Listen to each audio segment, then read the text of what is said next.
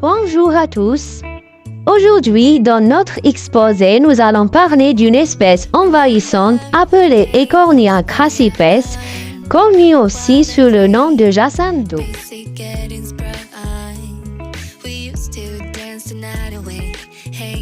On a le plan de travail. 1. Introduction. 2. Type de plantes envahissantes. 3. Identification de Jacinto. 4. Classification et caractéristiques. 5. L'origine d'une plante de Jacinto et sa propagation et les obstacles qu'il impose, en particulier dans les barrages et les plans d'eau. 6. Impact et méthode de contrôle et des solutions. 7. Conclusion. On commence par l'introduction. Les espèces envahissantes sont des organismes introduits dans un milieu nouveau, provoquant des déséquilibres écologiques.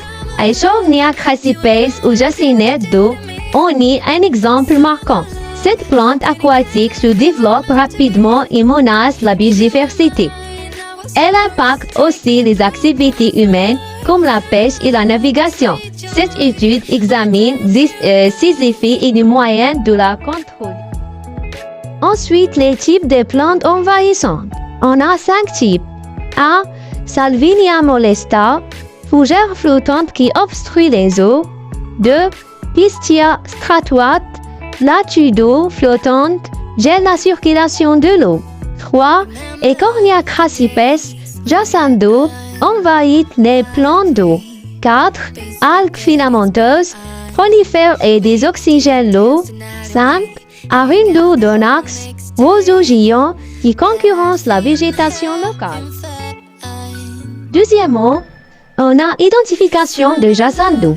La Jacinto est une plante aquatique flottante originaire des régions tropicales et subtropicales d'Amérique du Sud, notamment du bassin de l'Amazonie. Elle appartient à la famille des Pandederiaceae, qui est devenue une espèce envahissante problématique à l'échelle mondiale. La Jacinto a un impact significatif sur l'environnement et l'économie. Aussi, elle se caractérise par sa capacité à se reproduire rapidement et à former des tapis denses à la surface des eaux. On commence par la classification scientifique de la Jacinto. Règne, plante, embranchement, plante à fleurs, classe, monocotylédone, sous-classe, Homininidae, ordre, Pandederial, famille, Pandederiaceae, genre, Eichhornia, espèce, Eichhornia crassipes. Pour les caractéristiques principales de Jacinto, on a plante aquatique vivace à croissance rapide, forme des tapis flottants denses pouvant supporter le poids d'un homme, peut atteindre 1,5 m de hauteur de la racine à la fleur, très invasive dans les régions tropicales et subtropicales, rôle écologique double. Purifie l'eau mais peut étouffer les écosystèmes aquatiques en cas de prolifération. Après ça, on a l'origine d'une plante Jacinto et sa propagation et les obstacles qu'il impose, en particulier dans les barrages et les plans d'eau. Elle s'est propagée à d'autres régions en raison de sa grande capacité à s'adapter et elle est devenue une usine de gaz dans de nombreux endroits du monde, notamment l'Afrique, l'Asie et l'Amérique du Nord. Sa propagation dans les barrages et les plans d'eau, l'eau se propage rapidement dans les barrages et les plans d'eau en raison de 1. Reproduction rapide par les graines et les accidents vasculaires cérébraux. 2. Adaptation à l'eau riche en azote, et phosphore. Dans les barrages, le blocage des canaux et des pompes provoque une évaporation, ce qui réduit la capacité du barrage à produire de l'électricité dans les plans d'eau. Il bloque la lumière des autres plantes et réduit le niveau d'oxygène dans l'eau, ce qui affecte négativement la durée de vie de l'eau.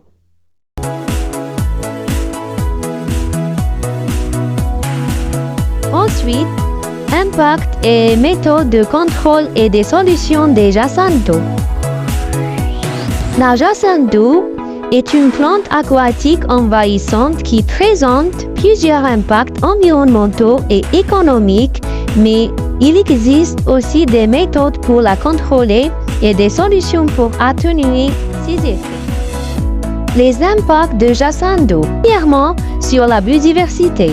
La jacinthe d'eau peut envahir rapidement les étangs, les lacs et les rivières, étouffant ainsi d'autres espèces végétales aquatiques et réduisant la biodiversité.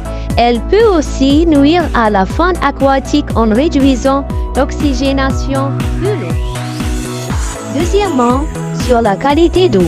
La prolifération de la jacinthe d'eau diminue l'oxygène dissous dans l'eau en raison de la décomposition des plantes mortes, ce qui peut entraîner des zones mortes où peu d'organismes aquatiques survivent. Elle peut aussi affecter la qualité de l'eau en réduisant la lumière disponible pour les plantes sous-marines. Troisièmement, navigation et loisirs. La jacinthe d'eau empêche la navigation notamment pour les bateaux et les autres activités de loisirs nautiques.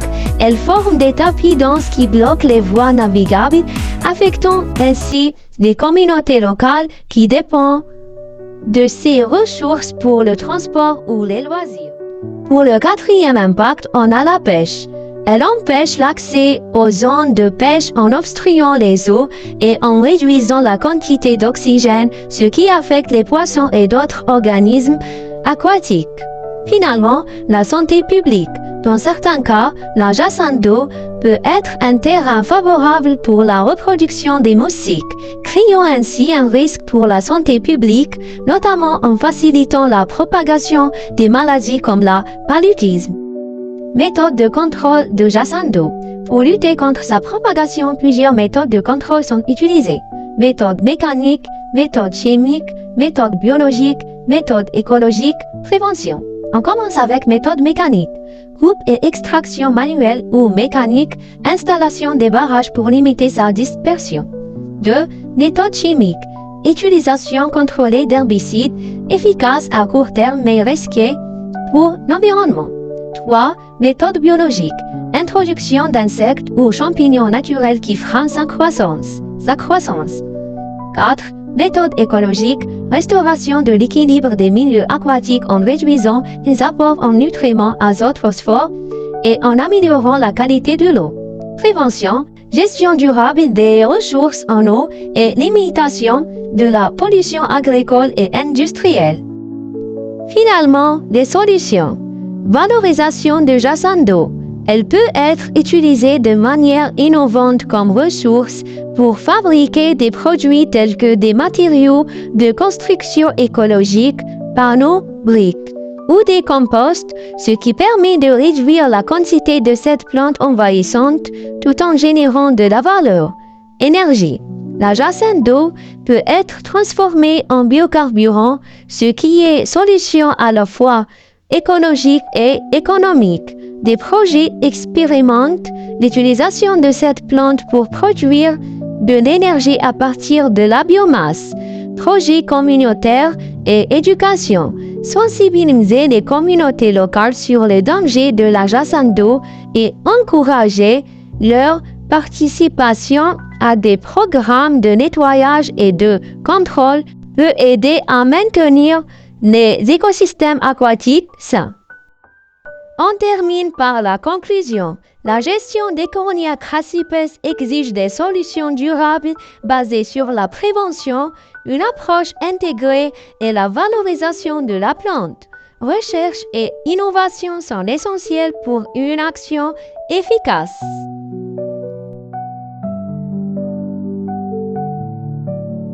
Merci pour votre attention.